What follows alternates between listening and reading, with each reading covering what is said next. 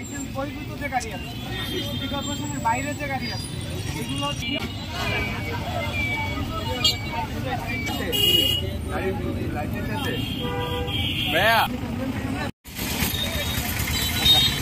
এমনি গাড়ির কাগজ চেক করছে যেমন এই যে আমাদের আন্দোলনটা যেহেতু রাস্তায় হয়েছে, সবাই কিন্তু এখন রাস্তার সাথে একটা মানে ভালোবাসার সম্পর্ক হয়ে গেছে। সে জায়গা থেকে কিন্তু অনেক ছেলে মেয়ে মানে রাস্তায় ট্রাফিকের কাজ করতে স্বেচ্ছায় চলে এসেছিল। তো এখন যদি নতুন করে পার্ট টাইম একটা ব্যবস্থা করা যায়, যে ট্রাফিক বিভাগে কিন্তু একটা সংকট আছে তাদের জনবলের, তো সে জায়গা থেকে যদি পার্ট টাইমে যে সাধারণ শিক্ষার্থী বা সচেতন যারা আছে ট্রাফিক নিয়ে কাজ করতে চায় তাদের জন্য যদি একটা ব্যবস্থা করা যায়, এটা অবশ্যই ভালো হয়। এবং যুব উন্নয়ন থেকে যে প্রশিক্ষণ আসছে, সেই প্রশিক্ষণের আওতায় যদি দ্রুত যে যারা আছে সাধারণ শিক্ষার্থী ও সচেতন নাগরিক তাদের নিয়ে আসতে পারলে অবশ্যই একটা ভালো কিছু।